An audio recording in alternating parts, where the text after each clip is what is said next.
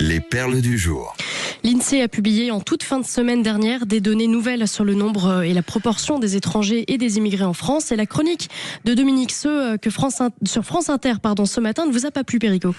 Disons qu'elle m'a étonné, Dominique Seux, qui est toujours quelqu'un d'avisé, même si il se positionne dans une lecture très précise de l'économie et de la politique, disait ce matin que la démographie, quelque part, si il n'y a rien à voir.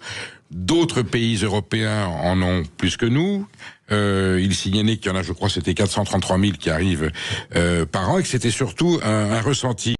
Dominique Seux insiste sur le fait que notre situation démographique fait qu'il faudra toujours avoir des immigrés, puisque notre population ne permet plus, j'allais dire, de fournir de la main-d'œuvre dans certaines activités socio-professionnelles, et qu'ensuite, effectivement, aux journées historiques de Blois, voilà, une tribune avait signalé qu'on parlait toujours il avait cité la racaille et jamais de l'immigration qui marche, mais oui, c'est un fait, bien sûr, que la France a des étrangers, a des immigrés, elle en a toujours eu, qui sont intégrés, et voilà, on parle de ceux qui posent problème. Le souci premier de l'immigration, c'est que la France puisse, s'il s'agit, comme disait Michel Rocard, d'accueillir toute la misère du monde, elle ne le peut pas, mais elle doit quand même le faire, c'est d'assurer à ces populations qui viennent en France des conditions de séjour, de travail, des conditions sociales décentes, et si, évidemment, le seuil est franchi d'une immigration non choisie, on n'arrive pas à remplir cet enjeu. Voilà, donc je m'étonnais que Dominique Seux, qui plutôt avisé d'habitude, résume le problème de l'immigration à ce constat. Et puis un coup de gueule à l'endroit du président de la SNCF.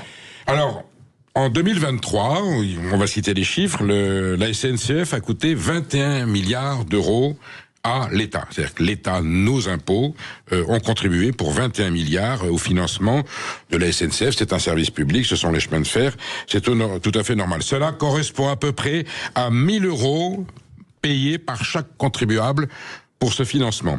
Cela a permis, ce don, à son président d'alors, Jean-Pierre Farandou, de signer un accord d'entreprise qui lui a permis de contourner la loi sur les retraites décidée par le gouvernement. C'est-à-dire qu'il a pris une décision, lui, dans sa Société nationale des chemins de fer français, de prolonger, de raccourcir, de ménager les retraites de façon contraire à ce que la loi nationale le prévoyait. Il s'avère aujourd'hui que Jean-Pierre Farandou a été nommé ministre du Travail. Ne doutons pas, puisque c'est l'enjeu, je le disais tout à l'heure, l'enjeu c'est la réforme des retraites, de l'abandonner. Ne doutons pas qu'il donnera des conseils avisés au Premier ministre pour torpiller la loi sur la réforme des retraites. Voilà, je fais ce constat. On verra bien ce que ça donnera dans les heures qui viennent au moment de la déclaration de politique générale.